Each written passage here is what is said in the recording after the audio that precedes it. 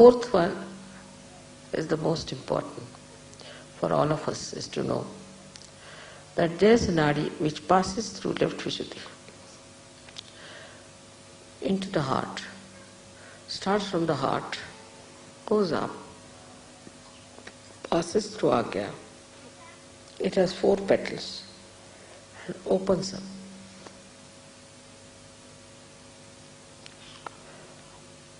This is the one which gives you the state which is called as Turiya. We live in 3 states. In the awakened state, Jagruti, our attention goes to this, that and all that, we spoil our attention. But the second one is the one, what we call, is that we sleep. When we sleep also, all these things that have happened come to us from our past and things like that. But then we go to the deeper sleep called as Sushupti. It's a state where you have deep sleep and you dream of something that is reality also. You may dream about me, like it's the ethereal part of the subconscious where some beautiful informations are passed out. Supposing I come, say, to Italy. Italians might know in their Sushupti that I have come here, or maybe anybody might know, depends on. But the 4th state is called as Turiya. There are 2 more states. You are in a Turiya state, is the 4th state. Turiya means 4th. 4th state is where that you are in a thoughtless awareness state. When there is no thought, just think of it. When there is no thought, you have to be innocent. When there is no thought, you have to have vibrations. When there is no thought, you cannot be attached to anyone. So into that thoughtless state you have come now as a Turiya Sthiti. And in this state, when you are,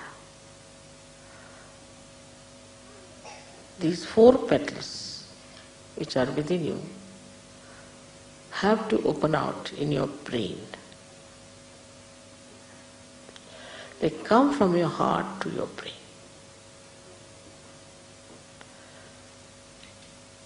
And that is when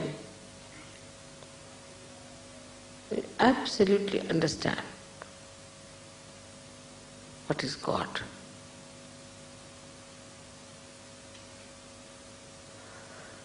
Absolutely know what is God is. That is the time when one receives the real knowledge.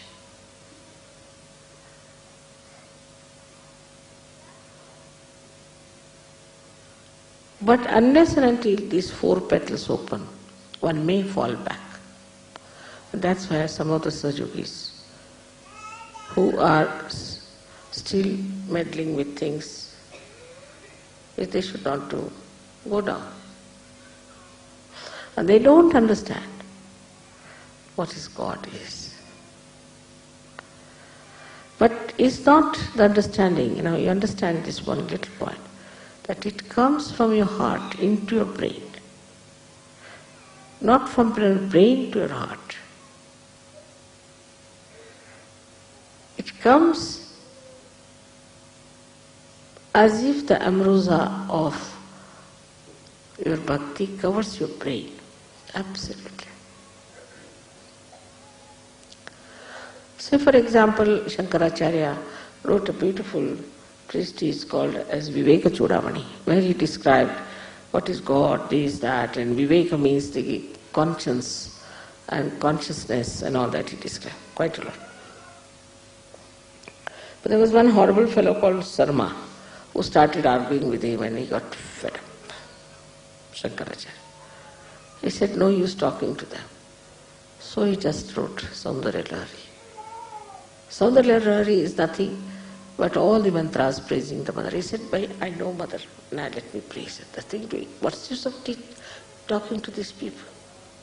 Stupid things, how will they understand?